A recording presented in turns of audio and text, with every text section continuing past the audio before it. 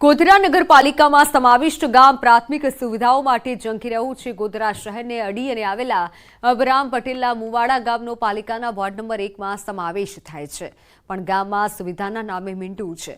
આ ગામમાં મહત્તમ શ્રમિક પરિવારો વસવાટ કરે છે, પણ રસ્તા, પાણી, વીજળીની ખૂબ જ તકલીફ છે। ગામના રસ્તા પર કાદવ કીચડનું સામ્રાજ્ય છે, જેના કારણે બાળકોને શાળાએ જવામાં ભારે હાલાકી થાય છે। લોકોને કામકાજ પર જવામાં મુશ્કેલી નડે છે। વારંવાર વીજળી જતી રહેતી હોવાનો સ્થાનિકો આક્ષેપ કરે છે। ગામને પ્રાથમિક સુવિધાઓ આપવા અને સમસ્યાનું નિરાકરણ કરવા ગ્રામજનોની માંગ છે।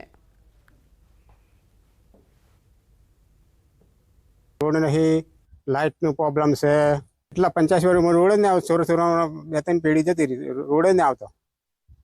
બહુ તકલીફ, ખાવાની તકલીફ, સમજ પડે થાચેલા માણસ, મજૂરી માણસ, લાઇટ ના આવે।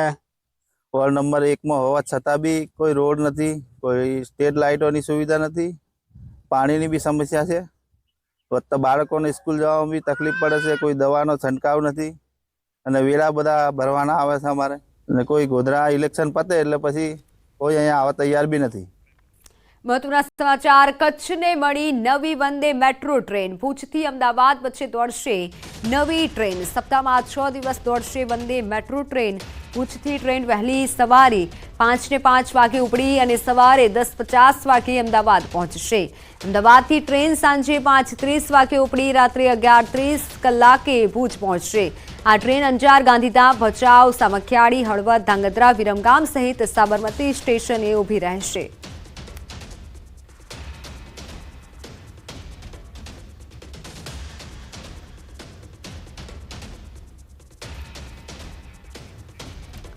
તહેવારો પહેલા ગૃહિણીઓનું બજેટ ખોરવાયું છે। જી હા, રાજકોટમાં કપાસિયા અને પામોલીન તેલના ભાવમાં વધારો થયો। કપાસિયા તેલમાં એક સપ્તાહમાં ડબ્બાના ભાવમાં 75નો વધારો તો પામોલીન તેલમાં એક સપ્તાહમાં 60 રૂપિયાનો વધારો થયો। કપાસિયા તેલનો ડબ્બો રૂપિયા 1790થી વધી 1885 થયો તો પામોલીન તેલનો ડબ્બો 1605થી વધી અને 1685 રૂપિયા થયો છે। રાયડાના તેલમાં પણ રૂપિયા 50નો ભાવ વધારો થયો તો કોપરેલમાં 120 રૂપિયાનો ભાવ વધારો ઝીંકાયો છે।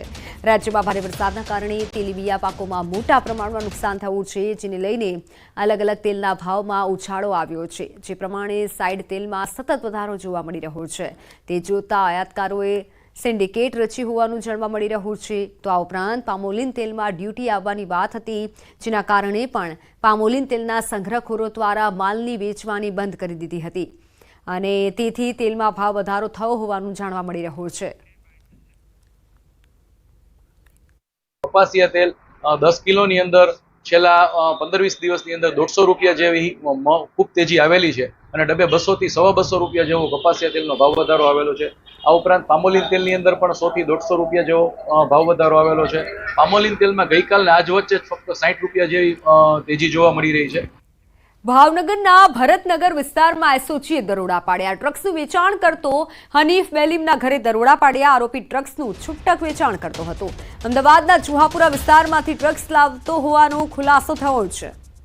ડ્રગ્સનું વેચાણ કરતો હનીફ બેલમના ઘરે પોલીસે દરોડા પાડ્યા છે। આરોપી ડ્રગ્સનું છૂટક રીતે વેચાણ કરતો હતો। અમદાવાદના જુહાપુરામાંથી ડ્રગ્સ લાવતો હતો।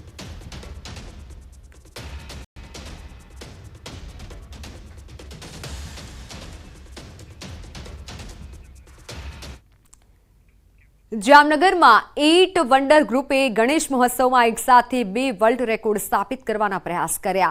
શ્રી દગડુ શેઠ સાર્વજનિક ગણેશ મહોત્સવમાં ગણપતિની ધાન્યની મૂર્તિને 551 મીટરથી મોટી હાલારી પાઘડી પહેરાવાઈ। સાથે ગણેશજીને પ્રિય એવા 11,111 મોદકનો પ્રસાદ ધરાવાયો, જેનું લોકોમાં પ્રસાદી તરીકે વિતરણ કરાશે। ત્યારે ગિનીસ બુક ઓફ વર્લ્ડ રેકોર્ડની ગાઈડલાઈન પ્રમાણે આ બંને રેકોર્ડ સ્થાપિત કરવાના પ્રયાસ હાથ ધરાયા। વન ટ્રી પ્રોજેક્ટ સાથે જોડાયા છે પર્યાવરણવિદ પ્રસિદ્ધિ વન ફાઉન્ડેશનના સ્થાપક 11 વર્ષીય પ્રસિદ્ધિ સિંહ।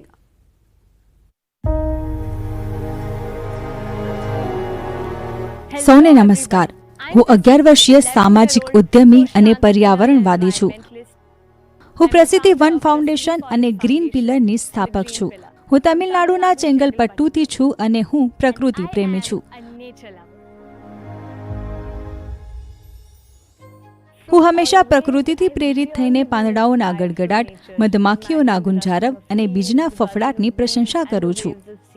6 વર્ષની ઉંમરે મેં નક્કી કર્યું કે મારે મારું પોતાનું વૃક્ષારોપણ કરવું છે અને હાલમાં મેં 1,50,000થી વધુ વૃક્ષો વાવ્યા છે. મને 18 વર્ષની ઉંમરમાં રાષ્ટ્રીય બાળ પુરસ્કાર મળ્યો, જેના થકી ભારતમાં મારી યાત્રા ચાલુ રાખવા માટે આ મારા માટે એક પ્રેરણા હતી. પ્રોજેક્ટ વન ટ્રી નામ સૂચવે છે એક વૃક્ષ કેવી રીતે પર્યાવરણમાં ફરક લાવી શકે. આપણે સમજવાની જરૂર છે કે જો આપણે કુદરત તરફ એક પગલું ભરીએ તો તે આપણી તરફ હજારો ડગલા દોડીને આવશે. યોગ્ય માટી, યોગ્ય બીજ, યોગ્ય વાતાવરણ બધું જ મહત્વપૂર્ણ છે, પરંતુ સૌથી મહત્વપૂર્ણ છે વૃક્ષ માટે પ્રેમ, કરુણા અને આરાધના. આપણે એક વૃક્ષ વાવીએ કે 100 વૃક્ષો, આપણી સફર પર્યાવરણને લઈને અઘરી તો છે જ, પરંતુ આપણું શીખવાનું મૂલ્ય વધવાનું છે. યુવાનો તરીકે આપણી પાસે જે ઉત્સાહ છે, આપણી પાસે સાહસ શક્તિ છે, આપણી પાસે જે સર્જનાત્મકતા છે, જો આપણે આ શક્તિઓને આપણી પૃથ્વીના ભલા માટે ઉપયોગ કરીએ તો તેનો પર્યાવરણ પર અદ્ભુત પ્રભાવ રહેશે. દરેક ખડકને આપણે બચાવી શકીએ છીએ અને તેનાથી પર્યાવરણને ફાયદો થાય છે. પ્રોજેક્ટ વન ટ્રી ભારતના સમુદાયને પુનર્જીવિત કરવામાં ચોક્કસપણે સારી ભૂમિકા ભજવશે.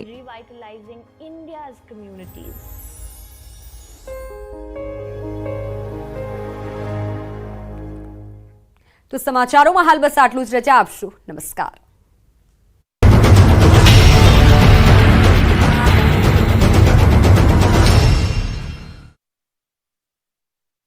મતલબ લાખોની કિંમતનો સરકારી ડાંગર બગડ્યો, ડાંગર પલટી જતા નુકસાન થયું, ડાંગર પલટી જતા હાલ તેને અન્ય સ્થળે ખસેડવાની પ્રક્રિયા શરૂ કરાઈ. નમસ્કાર, આપ જોઈ રહ્યા છો ગુજરાતની number 1 news channel news 18 Gujarati. આપણું ગુજરાત સાથે હું છું સિદ્ધાર્થ ધોળકિયા. મહત્વના સમાચારથી કરીએ શરૂઆત. ધાનેરામાં ધનાધન વરસાદથી દુકાનોમાં ઘૂસી ગયા છે પાણી. ઉત્તર ગુજરાતમાં ભારે વરસાદના પગલે અનેક શહેરો પાણી થઈ ગયા છે. સૌથી ખરાબ હાલત થઈ ગઈ છે ધાનેરાની. બનાસકાંઠાના ધાનેરામાં 3 કલાકમાં 3 ઇંચ વરસાદથી શહેરમાં જળબંબાકારની સ્થિતિનું નિર્માણ થયું.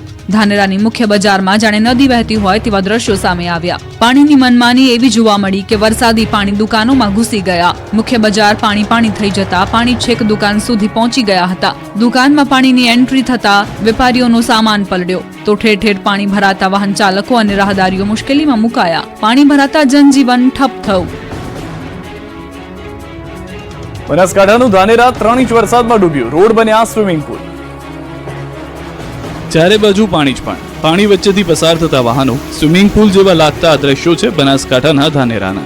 અહીં સતત બીજા દિવસે મેઘરાજા ધબધબાટી બોલાવી. વહેલી સવારથી વાદળો પાણી લઈને ધાનેરાની ઉપર મંડરાયા. કાળા ડિબાંગ બનેલું આકાશ સવારથી જ વરસવા લાગતા થોડી જ કલાકોમાં ધાનેરા પાણી થઈ ગયું. ધાનેરાની બજારોમાં પાણીની રેલમછેલ જોવા મળી. બજારોમાં જાણે જળબંબાકારની સ્થિતિ હોય તેવું લાગી રહ્યું હતું. રોડ પર એટલું